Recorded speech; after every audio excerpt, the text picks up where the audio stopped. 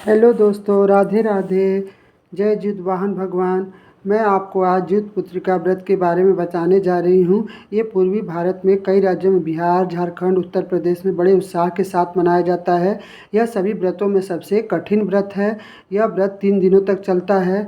नहाए खाए, खर ज्योतिया और तीसरे दिन पारण किया जाता है। इस बार 2025 13 सितंबर को नहाए खाए दिन शनिवार को किया जाएगा और 14 सितंबर को खर ज्योतिया किया जाएगा। इस दिन औरतें विधि विधान से ज्योत पुत्रिका व्रत रख के अगले दिन 15 सितंबर को व्रत का पारण करेंगी। इसके बाद व्रत संपन्न होगा। इसमें औरतें नित्य क्रिया से निवृत्त होकर के 14 सितंबर को शाम को पूजा प्रदोष काल में करती हैं। शंकर पार्वती जी और गणेश जी की पूजा की जाती है।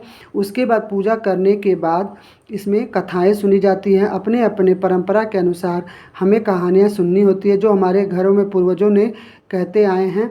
इसमें 3 कहानियाँ हैं, एक जितवाहन की, एक चीलो सियारों की और एक कृष्ण भगवान की कथा है। मैं आपको कथा सुनाने जा रही हूँ। पहली कथा चीलो और सियारों की है। ध्यान से सुनिएगा, जो भी गलती हो उसे क्षमा कीजिए। एक गांव में एक पाकड़ का पेड़ था। उसमें एक चील और सियारन उसके नीचे रहती थी। दोनों में बहुत ही गाढ़ी मित्रता थी। दोनों बहुत आनंद से जीवन काट रही थी। दोनों कोई भी काम करती थी तो एक दूसरे की सलाह और करती थी। वो जो भी कुछ खाने के लिए ले आती थी तो चिल्लों को देती थी और चिल्लो जो भी ले आती थी वो सियारन को देती थी। उन्होंने एक दिन घूमते घूमते एक गांव में पहुंची। वहां पे औरतें जित पुत्रिका व्रत कर रही थी। उन्होंने देखा और प्रण किया कि हम भी इस व्रत को करेंगे। दोनों ने एक साथ बातें की और व्रत रखा। चीलो और सियारों ने मंगलाचार करते हुए उस दिन व्रत का संकल्प लिया और व्रत को किया। लेकिन सियारन को रात में जाकर भूख लग गई। उसने क्या करके एक जंगल में जाकर वहाँ पे पड़े हुए मांस को खा लिया। और जब चीलो ने पूछा तो उसने बोला कि मैं पेट में भूख के मारे गुड़गुड़ की आवाज़ हो रही है। तो उसने तो जान लिया, लेकिन उसने कहा जब तुम यह व्रत नहीं कर सकती थी तो तुम इस व्रत का संकल्प क्यों ली। और चीलो ने अपने व्रत को पूरा किया भूखे प्यासे रखकर। अगले जन्म में दोनों मनुष्य रूप में राजकुमारी बनकर सगी बहनें बनी। सियारन बड़ी बहन बनी और उसकी शादी एक राजकुमार के साथ हुई और चीलो छोटी बहन हुई। उसकी शादी उसी राज्य के मंत्री के पुत्र के साथ हुई।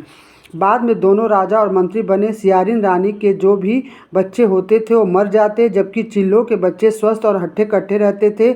इससे उसे जलन होती थी। उसने कभी उनका सर कटवा कर डब्बे में बंद कर दिया, लेकिन जितवाहन के भगवान की कृपा से वह डब्बे में सर के जगह मिठाई बन जाते थे और बच्चों का बाल तक बाका ना होता था। बार बार उसने अपनी बहन के बच्चों को उसके पति को मारने का प्रयास भी किया और सफल हुई। आखिरकार देव योग से उसे भूल का आभास हुआ। उसने क्षमा मांगी और बहन के बताने पर जित पुत्रिका व्रत को विधि विधान के साथ किया। इस व्रत के विधान से उसके भी पुत्र जीवित हो गए और वो भी खुशी से अपने घर परिवार पर रहने लगी। इस तरह से पहली कहानी समाप्त होती है। सभी को मनोकामनाएं पूर्ण करें। जितवाहन भगवान की जय। दूसरी कहानी गंधर्व के राजकुमार नाम जितवाहन था। वो बड़े उदार और परोपकारी थे। जितवाहन के पिता ने वृद्धावस्था में वानप्रस्थ में जाते समय उनको राज सिंहासन पर बैठाया, किंतु उनका मन राजपाट में नहीं लगता था। वह राज्य भार अपने भाइयों को छोड़कर स्वयं वन में पिता की सेवा करने के लिए चले गए। वन में ही जितवाहन को मलयवती नामक राजकन्या से भेंट हो गई। उन दोनों को वहीं प्रेम हो गया। एक दिन जब वन में भ्रमण करते हुए जितवाहन काफ़ी आगे चले गए, तब उन्हें एक वृद्ध विलाप करते हुए दिखी। पूछने पर वृद्धा ने रोते हुए बताया कि नागवंश की स्त्री हूँ, मुझे एक ही पुत्र है। पंछीराज गरुड़ को कोप से मुक्ति दिलाने के लिए नागों ने यह व्यवस्था की है कि गरुड़ को प्रतिदिन एक नाग युवा सौंपेंगे। आज मेरे पुत्र शंखचूड़ की बारी है, दिन है। आज मेरे पुत्र के जीवन पर संकट है और थोड़ी देर में ही नाग ने यह व्यवस्था की गरुड़ प्रतिदिन भक्षण हेतु युवा नाग को सौंपेंगे। आज मेरे पुत्र शंखचूड़ की बारी है, दिन में आज मेरे पुत्र के जीवन पर संकट है और थोड़ी देर में मैं भी पुत्रहीन हो जाऊंगी। एक स्त्री के लिए इससे बड़ा दुख और क्या होगा। उसके जीते जी उसका पुत्र ना रहे। जितवाहन को यह सुनकर बड़ा दुख हुआ। उन्होंने उस वृद्ध आश्वस्त करते हुए कहा डरो मत, मैं तुम्हारे पुत्र के प्राणों की रक्षा करूंगा। आज उनके स्थान पर स्वयं मैं अपने आप को उसके लाल कपड़े में ढककर बंद शिला पर लेटूंगा, ताकि गरुड़ मुझे खा जाए और तुम्हारा पुत्र बच जाए। इतना कहकर ज्योतिवाहन ने शंखचूड़ के हाथ से लाल कपड़ा ले लिया और उसे लपेटकर गरुड़ के बलि देने के लिए चुनी गई बद्ध शिला के पर लेट गए। नियत समय पर गरुड़ बड़े वेग से आए और वे लाल कपड़े में ढके ज्योतिवाहन को पंजे में दबोचकर पहाड़ के शिखर पर जाकर बैठ गए। गरुड़ ने अपनी कठोर चोंच की प्रहार किया और ज्योतिवाहन के शरीर से मांस का बड़ा हिस्सा नोच लिया। इसकी पीड़ा से उनके मुंह से आवाज़ निकल गई। गरुड़ पंछी को लगा कि एक मनुष्य की आवाज़ आ रही है। जब एक मनुष्य एक सांप को बचाने के लिए अपनी आहुति दे सकता है तो मैं उन्हें स्वयं पर पछतावा होने लगा और वह सोचने लगी कि यह एक मनुष्य है जो दूसरे पुत्र की रक्षा के लिए स्वयं की बलि दे रहा है, और एक मैं जो देवों के संरक्षण किंतु दूसरों की संतान की बलि ले रहा हूँ। उन्होंने ज्योतिवाहन को मुक्त कर दिया। गरुड़ ने कहा, हे उत्तम मनुष्य, मैं तुम्हारी भावना और त्याग से प्रसन्न हूँ। मैंने तुम्हारे शरीर पर जो घाव किए हैं उसे मैं ठीक कर देता हूँ। तुम अपनी प्रसन्नता के लिए मुझसे कोई वरदान मांग लो। राजा ज्योतिवाहन ने कहा कि पंछीराज, आप तो सर्वसमर्थ हैं।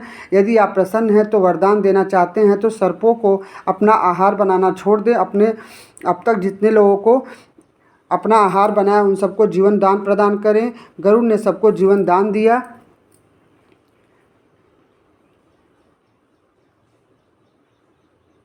और नागों की ना बलि देने का भी वरदान दिया। इस प्रकार ज्योतिवाहन के साहस से नाग जाति की रक्षा हुई। गरुड़ ने कहा, तुम्हारी जैसी इच्छा वैसा ही होगा। हे राजा, जो स्त्री तुम्हारे इस बलिदान की कथा सुनेगी वह विधिपूर्वक व्रत का पालन करेगी, उसकी संतान मृत्यु के मुख से भी निकल आएगी। तब से ही पुत्र की रक्षा हेतु ज्योतिवाहन की पूजा प्रार्थना स्वीकार हो गई। और यह कथा कैलाश पर्वत पर भगवान शंकर ने माता पार्वती को भी सुनाई थी। ज्योति पुत्रिका के दिन भगवान श्री गणेश, माता पार्वती और शिव जी की पूजा का ध्यान के बाद ऊपर ध्यान इस तरह से ज्योतिवाहन भगवान की दूसरी कथा भी पूर्ण होती है। जय ज्योतिवाहन महाराज। तीसरी कथा भगवान श्री कृष्ण की है। यह कथा महाभारत काल से जुड़ी हुई है। महाभारत युद्ध के बाद अपने पिता की मृत्यु के बाद अश्वत्थामा बहुत ही नाराज थे। उसके अंदर बदलने की आग तीव्र थी, जिसके कारण उसने पांडवों के शिविर में घुसकर सोते हुए 5 लोगों को पांडव समझकर मार डाला था, लेकिन वे सभी द्रौपदी के 5 संतानें थीं। उसके इस अपराध के कारण उसे अर्जुन ने बंदी बना लिया था और उसकी दिव्य मणि छीन ली थी, जिसके फलस्वरूप अश्वत्थामा ने उत्तरा की अनजन्मी संतान को गर्भ में मारने के लिए ब्रह्मास्त्र का उपयोग किया, जिसे निष्फल करना नामुमकिन था। उत्तरा की संतान का जन्म लेना आवश्यक था, जिस कारण भगवान श्री कृष्ण ने अपने सभी पुण्यों का फल उत्तरा की अनजन्मी संतान को देकर उसके गर्भ को पुनः जीवित किया था।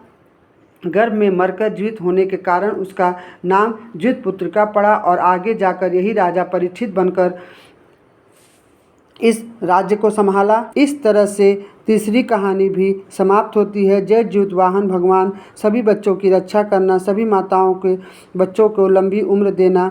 राधे राधे। जय माता दी। धन्यवाद।